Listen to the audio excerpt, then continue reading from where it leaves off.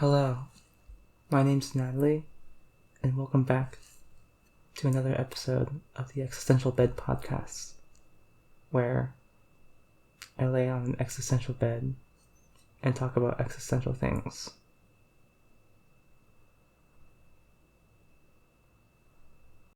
Welcome to the Existential Bed podcast, where we talk about some things. Don't you ever feel that you're losing yourself? Like, I mean this in a sort of mental, spiritual way.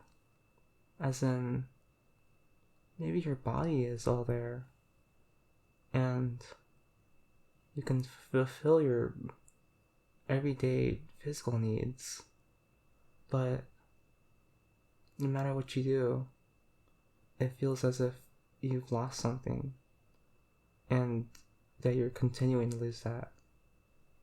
And that's scary.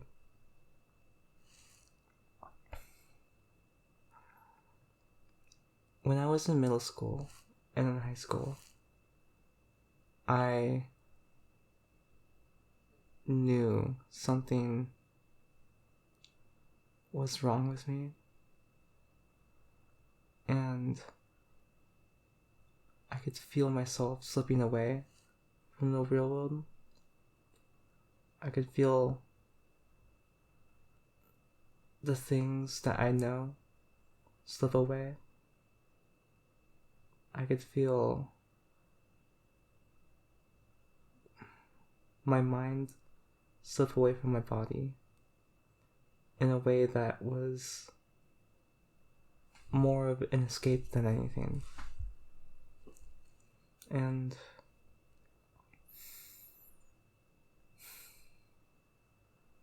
sometimes I just ask, like, did you lose yourself? And if so, where did it go? And why? And what? I don't even know what left me. And how are you supposed to explain this feeling of loss within yourself when you don't even know what you're losing?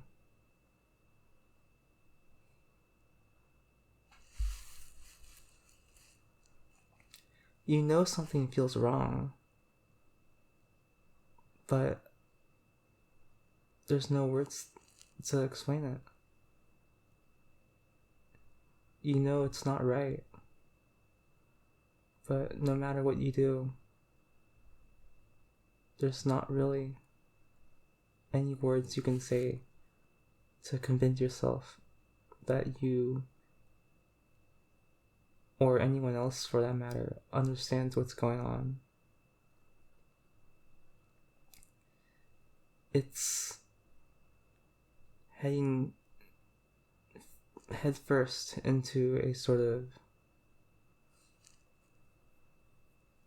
dive into this endless void that is terrifying. And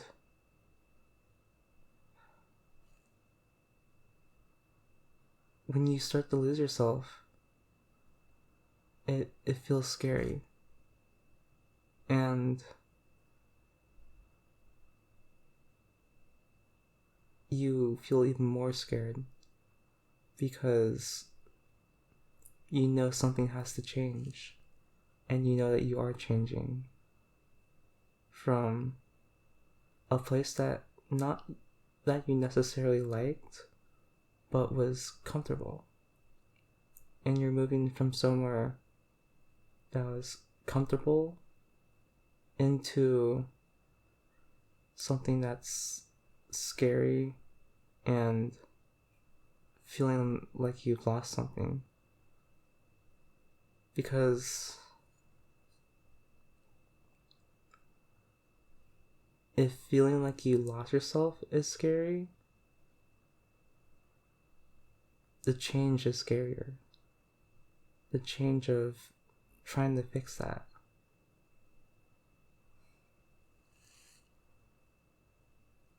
And it can be really alienating, I feel.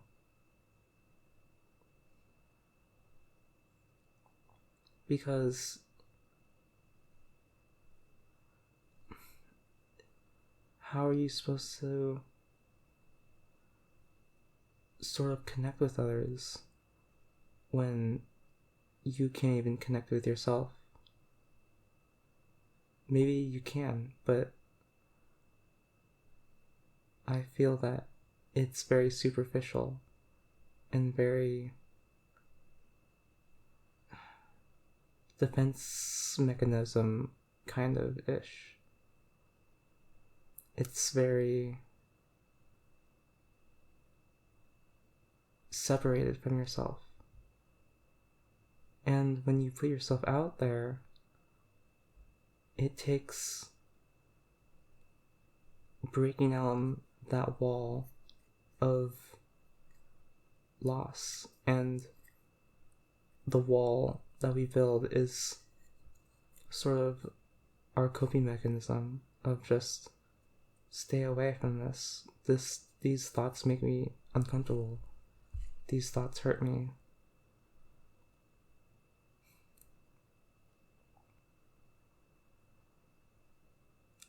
And every time I feel that I want a change and that I know something is fading from me, and I know that there's something that I like that feels like it's going away, I can't do nothing but just watch it go away. I feel paralyzed, and it feels almost impossible to reach out at that point. Every time I try to reach out and fail, and I just have to say to myself, I thought I was stronger. I thought I was stronger to do this, and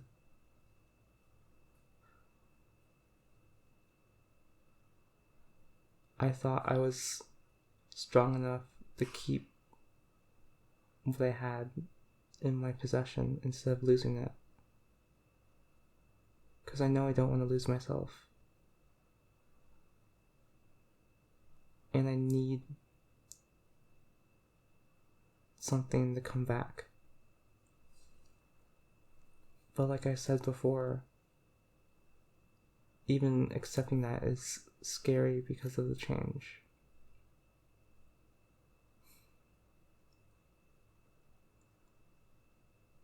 And I thought I was stronger to handle that. I really did.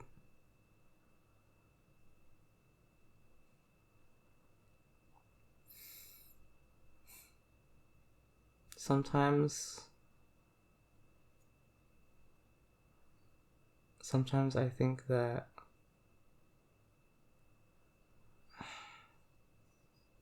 it's hard to feel like you're whole. Because no matter what we do, I feel like as humans, we always have this tendency to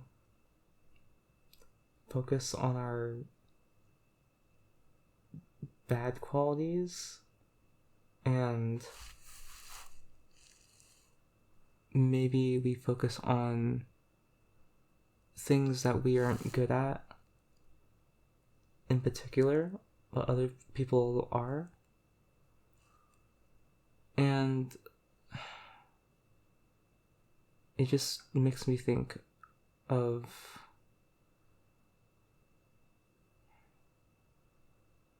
well, I totally blacked out right there. What was I talking about?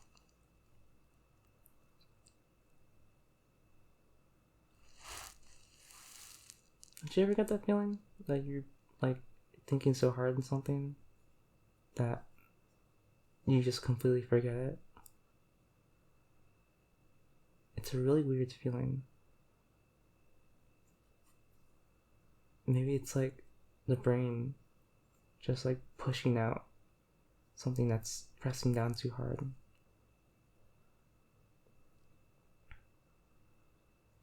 The brain's pretty powerful. The brain is strong. The brain, I feel, can move on even when you can't.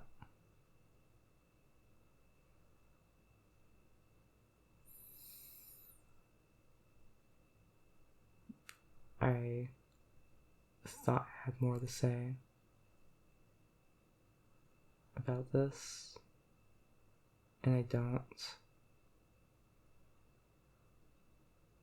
But I am in a talking mood right now. Maybe I'm not. I almost just fell asleep right now.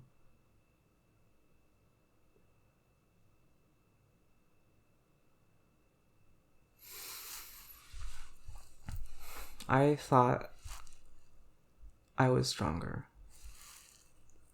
I thought I was strong enough to put myself out there. And I was, but not put myself out there in my true emotions.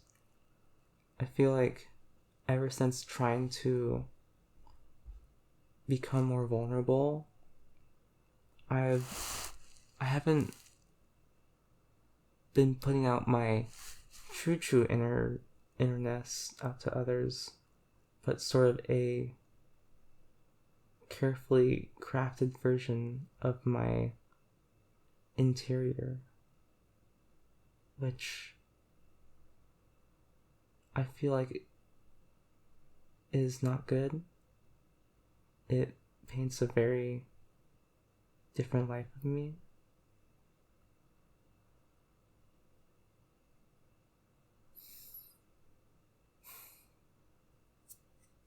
I'm gonna get more people on the podcast soon.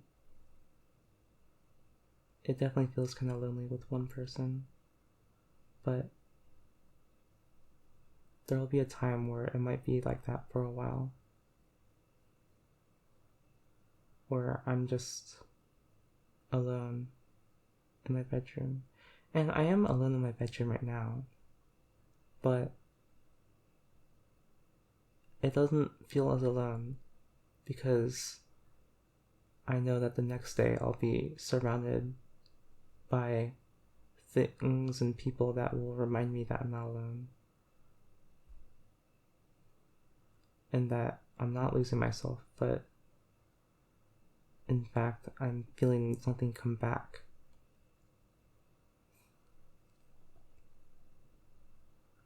And maybe that's just what healing is, and that's what healing looks like. I never thought of it like that.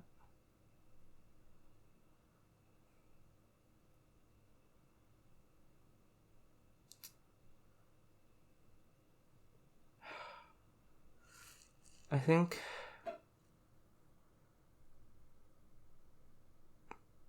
don't you ever feel that you're losing something special? Like, it's not specific to anything, you just feel like you're losing something special, and if you don't do something about it, it's gonna get worse. Even if it won't, you're scared that it will, but you just don't do anything about it, because doing something about acting on your fear is just acting on your fear is sort of an acceptance that something bad is happening and something bad will happen. So that's why I feel, for me at least, it's really tough to put myself out there, is because of that, is because I'd have to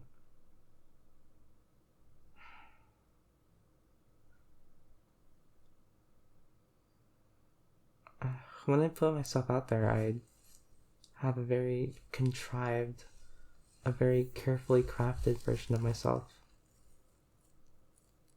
And that's not good. It just creates another layer between you and the real world. And in some cases, that's even worse, because then you have your true self hidden behind your sort of middle self, and then your front-facing persona. Whereas you could just have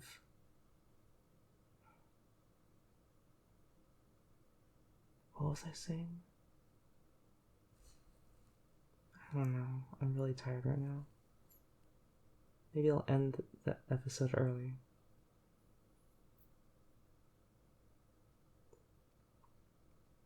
Yeah.